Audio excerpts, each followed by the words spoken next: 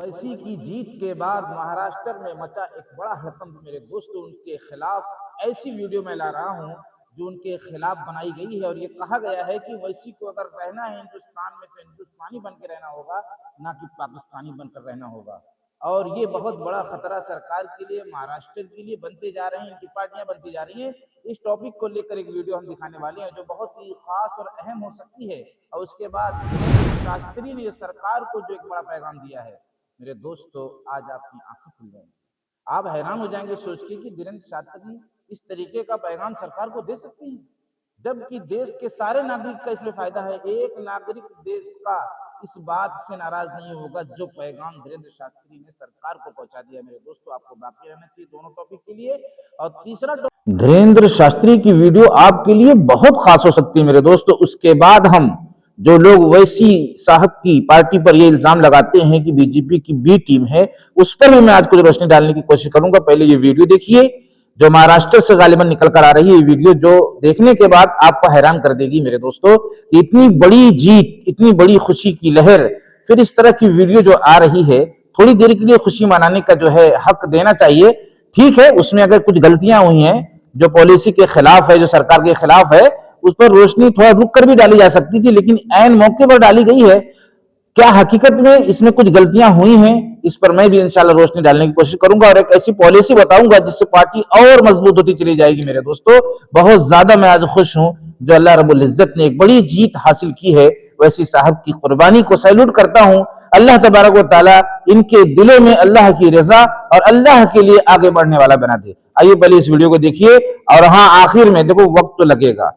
आप अपने घर से, अपने रिश्तेदार से, अपने पड़ोस से और दुनिया के लोगों से, अपने शहर से, अपने मुल्क से परेशान है, थक गए, तो चलो सबसे पहले आप अपने घर से ले लीजिए। जो हैरान हो, परेशान है, किसी हाल में आपके घर में सुधार आने को तैयार नहीं है, सुकून आने को तैयार नहीं है अगर, तो आखिर में जो मैं पैगाम देने वाला हूं मेरे दोस्तों, बहुत टटोलने के बाद, बहुत ढूंढने के बाद ये पैगाम हाथ लगा है। अगर आपने इसको अपना लिया तो याद रखना कि करोड़ों खर्च करके भी ये दौलत नहीं मिल सकती जो मैं बतलाने वाला हूं। करोड़ों खर्च करके।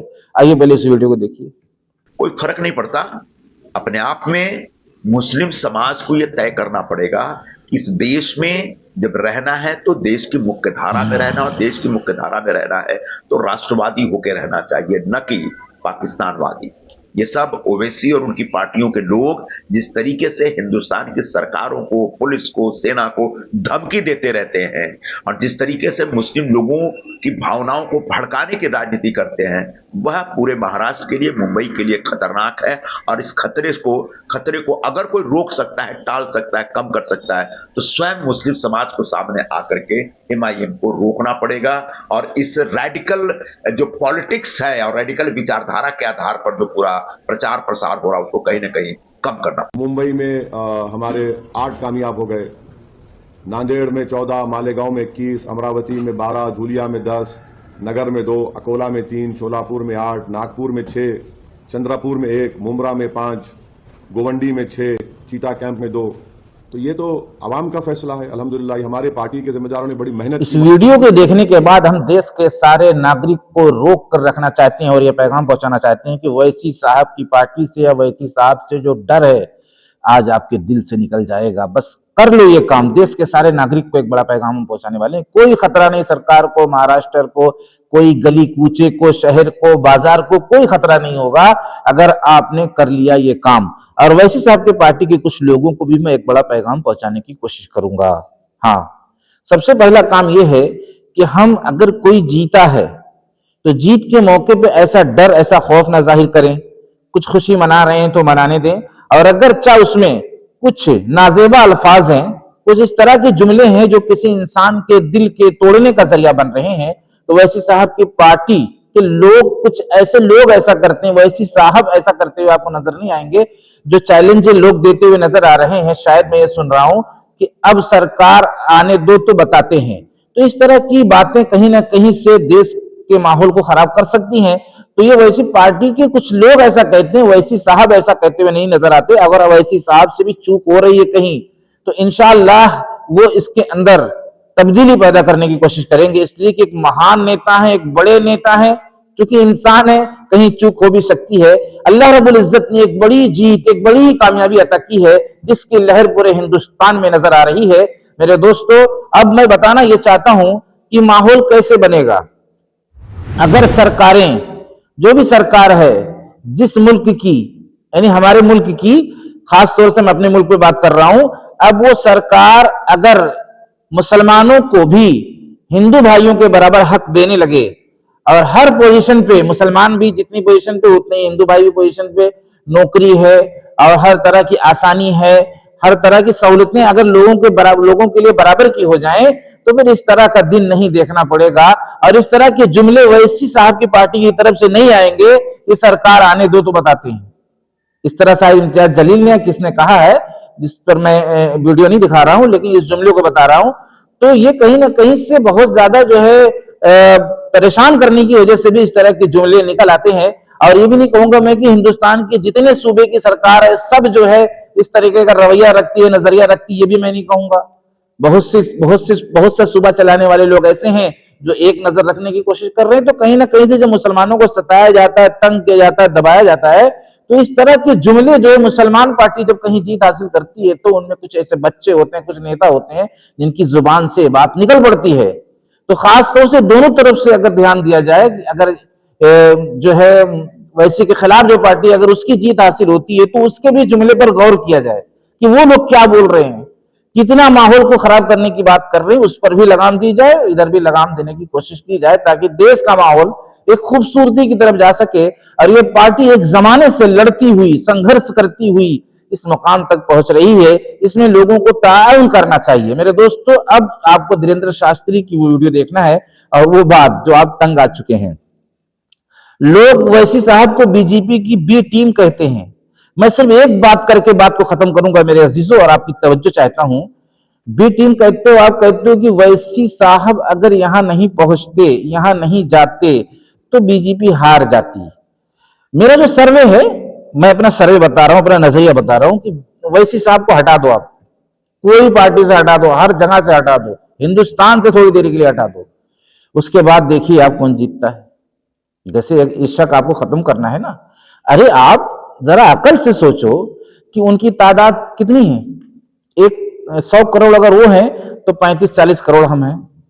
अब बताइए कि जो सरकार ये पैगाम दे रही है, हिंदू मुसलमान का जो नजरिया देखने को मिल रहा है, सरकार के मुतालिक जो बातें सामने आ रही हैं, अब पता ही चला कि जो सरकार जिस धर्म से ताल्लुक रखती है, मेरी बात बहुत तवज्जो चाहती है, जाहिर सी बात है जो जिस धर्म का भी आदमी यानी सीएम बनेगा या प्रधान बनेगा, तो उस धर्म के मानने वाले उसी को वोट देंगे ना। मोटी सी बात है, किसको वोट देंगे बताइए? मुसलमान अगर प्रधान बन जाए तो मुसलमान किसको वोट देंगे? अब पता चला कि सीएम हो, प्रधान हो, पता चला कि उसको वोट क्यों दिया जाएगा? धर्म की बुनियाद पर। अगर सारे मुसलमान एक तरफ खड़े हो जाएं, फिर भी जीत इनकी होगी, इसलिए कि इनकी तादाद ज्यादा है, इनके धर्म के लोग ऊंचे मुकाम पर हैं। तो पता चला यहां लड़ाई इसकी नहीं है कि जो है वैसी साहब आ गए तो बीजेपी हार गई, ऐसा नहीं है। अगर धर्म को लेकर और अपने हिंदू, यानी एक वो होता है एक मन के अंदर एक कि ये मेरे बिरादरी के हैं, ये चीज सामने रख के आदमी वोट देता है। बहुत बड़ी बात तो ये है वैसी के आने से जाने से। मेरे दोस्तों, आप जरा गौर करो कि इतनी मेहनत और कुर्बानी के बाद एक मुकाम हासिल हुआ है, एक पार्टी मजबूत हुई है, चंद जगहों पर छोटे छोटे नेता देखने को मिल रहे हैं, सांसद देखने को मिल रहे हैं, ये एक बड़ी बात हो सकती है अपने आप में। इसलिए दुआ की जाए, हम सब मिलकर दुआ करें कि वैसी की पार्टी के अंदर जो खराबी है, यानी खराबी से मुराद जो लोग ऐसे जुमले इस्तेमाल कर रहे हैं या धमकियां दे रहे हैं या जो है वार्निंग दे रहे हैं, तो हम लोगों को मिलकर उनके लिए दुआ करनी है, इसलिए कि उनकी पार्टी से भी गलतियां हो सकती हैं। अब पता चला वैसी की पार्टी का कोई शख्स निकल कर ये बोले अरे यार कैसे हमसे गलती हो जाएगी, तो हो सकती है। यही देखो, यही चीज हमको कामयाब करेगी। जब हम जहां मानने वाली बात है वहां मान लेंगे तो यही चीज हमको और आगे ले जाएगी, और एक दिन वो दिन देखने को मिलेगा जिसका हम इंतजार कर रहे हैं कि हाँ भाई जो कमी है उसको हम धीरे धीरे छांटेंगे इंशाअल्लाह। अल्लाह की जात से उम्मीद है इस कमी को दूर करने के बाद, जैसा कि बहुत ज्यादा शोर शराबा, बहुत ज्यादा धमकियां, बहुत ज्यादा गाड़ियों की सलेंसर की आवाजें, इसमें अगर हम कमी कर लेते हैं तो एक बेहतरीन अखलाक हम पेश करने वाले बन जाएंगे, जिसके नतीजे में अल्लाह रब्बुल इज्जत हमारी उन चाहतों को पूरा करेगा जो हम एक जमाने से हमारी सोच रही है। तो ये था मेरा पैगाम। इसलिए जो है देश के सारे नागरिक को खुश होने की जरूरत है कि एक बंदा कुर्बानी देते देते यहां तक पहुंचा है। अब जो 19-20 है उसको आप मोहब्बत तो प्यार से पहुंचाने की कोशिश करो मेरे दोस्तों, बहुत बड़ी खुशी की ये बात हो सकती है। हाँ, ऐसा नहीं है कि हम मायूस हो जाएं। आप सोचिए जरा कि कोई किसी वक्त किसी मौके पे तो काम आएंगे वो। अगर कुछ ऊंचे पोस्ट पर पहुंच जा रहे हैं तो कोई तो ऐसा मोहरा आएगा जो हमें संभालने की कोशिश करेंगे। कोई ऐसी रुकावट आएगी जहां उनकी पार्टी के लोग खड़े हो जाएंगे और आपका मसला हल हो जाएगा। और ऐसी मजबूत पार्टियां तो नजर नहीं आ रही, और अगर आ रही हैं तो उनका भी ताउन किया जाए, उनके खिलाफ ना कहा जाए, उनके खिलाफ बातें ना की जाए। अब मैं आता हूं धीरेन्द्र शास्त्री की वो बात लेकर मेरे दोस्तों। आज थोड़ा ताखिर हो गई है, आइए सुनिए, उसके बाद वो बात मैं आपके सामने रख कर बात को पूरी मुकम्मल करूंगा। देखो बहुत कंफ्यूजिंग रहती है बात करने में, इधर से उधर से उधर से, तो थोड़ा सा हेल्प की जरूरत है, सपोर्ट की जरूरत है। आप नाराज होकर मत जाइए। आइए धीरेन्द्र शास्त्री की वीडियो देखिए। सरकार को संदेशा यही है कि देश में हिंदू मुसलमान ना करके, देश में जातिवादी ना फैलाकर, देश के नेता चाहे पक्ष के हों या विपक्ष के हों, वो देश के बारे में भी सोचें, युवाओं के रोजगार के बारे में भी सोचें। इस देश में बहुत हो गया, पुरानी वही घिसी पिटी बात है। अब एक काम होना चाहिए, पक्ष और विपक्ष दोनों मिलकर इस देश की बेरोजगारी बंद करवावें। ये सबसे बड़ा देश का मुद्दा। सरकार को संदेशा यही है कि देश में हिंदू मुसलमान ना करके, देश में जाति। मेरे दोस्तों, मेरे अजीजों, आपने धीरेन्द्र शास्त्री की खुले तौर पर, वाज़ेह तौर पर आपने इनके पैगाम को सुन लिया। मैं ये नहीं कहता कि मैं धीरेन्द्र शास्त्री का जो है तरफदार हूं। हाँ, बहुत सी बातें इनकी ऐसी हैं जो मुसलमानों को तकलीफ पहुंचाई हैं, लेकिन हमारे नबी ने हमें क्या सिखाया कि अगर किसी की कोई खूबी है तो उसको दिखाओ, उसको उछालो, उसको आगे बढ़ाओ, ताकि उसे एहसास हो कि जो मैं अब तक कर रहा था, या जो गलतियां मेरे अंदर थी, जो कमियां मेरे अंदर थी, उसको मैं कैसे दूर करने वाला बन जाऊं। उसी फार्मूले को मैं अपनाए हुए हूं, ना कि मैं किसी की तरफदारी कर रहा हूं। मैं अल्लाह की और रसूल की तरफदारी जरूर कर रहा हूं। हाँ मेरे दोस्तों, ये तरफदारी दुनिया के सारे इंसानों को फायदा पहुंचा कर रहेगी। अब मैं आता हूं उस बात की तरफ जिसका आपको इंतजार शायद रहा हो, इसलिए कि हम बहुत काबिल शख्स तो हैं नहीं, लेकिन एक राज, एक हकीकत मेरे दोस्तों जो आप तक पहुंचानी थी, कि हम ये परेशान है कि हमारे बच्चे सुधरने का नाम नहीं ले रहे हैं। हमारे बच्चे आपस में लड़ाई और झगड़े को खत्म नहीं कर रहे हैं, आपस की हुज्जतें खत्म नहीं हो रही हैं, आपस का तनाव घर में खत्म नहीं हो रहा है, एक दूसरे की कमियों को देखने के लिए परेशान हैं, दौड़ दौड़ के देख रहे हैं, दौड़ दौड़ के कमी निकाल रहे हैं। और हमारे घरों में एक झगड़ा और एक जो है माहौल खराब देखने को आपको अपनी आंखों से मिल रहा है। और यही चीज पड़ोसियों में भी तब्दील हो रही है। देखो जुमले इधर उधर हो जाते हैं। यही चीज माशरे में 10-20 किलोमीटर में, मुल्क में, शहर में, दुनिया में देखने को मिल रही है। तो एक बड़ा राज मेरे दोस्तों, हो सकता है सुनने के बाद आप ये बोलें, अरे ये काम तो बहुत आसान था, लेकिन है बड़ा मुश्किल। आप चाहें अभी वो चीज कर सकते हैं बगैर पैसे की, लेकिन है बड़ा मुश्किल। मैंने खूब टटोला, खूब ढूंढा, खूब मैं परेशान हुआ, मैं हैरान हुआ कि आखिर मुआशरे में सुधार आ क्यों नहीं है। लोग नमाज पढ़ रहे हैं, रोजा रख रहे हैं, तिलावत कर रहे हैं, ऐसी ऐसी जगहों पर जा रहे हैं और ऐसी कोशिशें कर रहे हैं, पैसों का जो है खजाना घर में लाके रख दिए, कोई कमी नहीं है, फिर भी जो है सुकून आने का नाम नहीं, झगड़ा खत्म होने का नाम नहीं। तो उसमें सबसे बड़ी वजह ये निकल कर आई, दो वजह निकल कर आई है जिसको आपको सुनकर जाना चाहिए। एक वजह ये है कि हम अपनी जुबान के बोल को सही नहीं कर रहे। मेरे दोस्तों, अगर हम अपनी जुबान के बोल को मीठा बना लेते, प्यार से बोलने वाले बन जाते, बेटा इधर आओ, और पड़ोसियों को सलाम करने वाले बन जाते, और अगर वो कोई गलत काम कर रहा है तो उसको तन्हाई में जाके समझाने वाले हो जाते, ना कि चार के मजमे में बताने वाले हम बन रहे हैं। और उसके बाद हम एक दूसरे की मुसीबतों में सिर्फ सबसे बड़ा फोकस मैंने आज जुबान पर दिया, खाली जुबान सही कर लो मेरे भाई। घर वालों से आज मोहब्बत से बोलना शुरू कर दो, वाह बेटा माशाअल्लाह, एक वक्त की नमाज पढ़ा है, तारीफ पे तारीफ करते जाओ उसकी। और बेटी ने अगर पानी लाके दिया तो तारीफ पे तारीफ करते जाओ उसकी। औरत ने अगर कपड़ा प्रेस करके दे दिया तो तारीफ पे तारीफ करते जाओ उसकी। गुस्सा खत्म कर दो मेरे दोस्तों, आप देखोगे कि आपके घर भी चमकना शुरू हो जाएंगे और पड़ोसियों के घर भी चमकना शुरू हो जाएंगे, बस्तियां चमकना शुरू हो जाएंगी, यहां तक कि शहर और मुल्क चमकना शुरू हो जाएंगे। लेकिन आप ये फ्री का काम शायद आपसे ना हो सके। इसमें इतनी ताकत है ना कि पत्थर को मोम कर देती है। बात पत्थर को मोम कर देती है। मर्डर होने वाला है, रुक जाएगा, इसमें इतनी ताकत है। एक आदमी जोश में आएगा मारने के लिए, आप अगर नरम लहजे से आपने इस्तेमाल कर लिया तो 99% उम्मीद है कि वो फिर जाएगा, 50%, 80% ये उम्मीद है कि वो फिर जाएगा। इतनी ताकत है।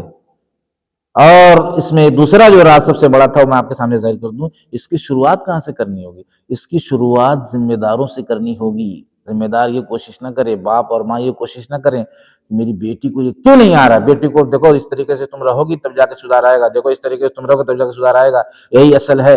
नहीं, हम लोगों को सबसे पहले अपनी तरफ से स्टार्ट करना है। और बेटा खैरियत से हो? माशाल्लाह अल्हम्दुलिल्लाह। कहाँ गए थे? सो गए थे?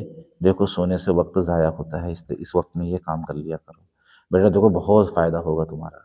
फिर बीवी से अस्सलाम वालेकुम, खैरियत से हैं? लाओ मैं सब्जी काट दूँ। फिर मैं आ गया दूसरे टॉपिक पर, मतलब बस खैरियत से, अब मोहब्बत से आप खाली बोलना शुरू कर दो मेरे दोस्तों, दिल से, लेकिन ये टारगेट बनाकर कि मुझे मुआशरे को सुधारना है। देखिए आप ऐसा भौचाल अपनी आंखों से देखेंगे। और कभी दूसरों पर ये चीज मत थोपना, मैं खास जिम्मेदारों से कह रहा हूं, घर के जो माँ बाप कहे जाते हैं, पहले माँ बाप स्टार्ट करें, एकदम कुर्बानी पे आ जाएं, 1 साल 2 साल 6 महीना मुड़ कर न देखें, उसके बाद देखिए फिर हाल क्या होता है अपने गांव का, अपने इलाके का, अपने देश का, और खास तौर से अपने घर का, जो हम घर में घुट घुट के जी रहे सब कुछ रहने के बावजूद भी तंग है, रातों को हमें नींद नहीं आ रही, मेरे घर का हाल कब सुधरेगा।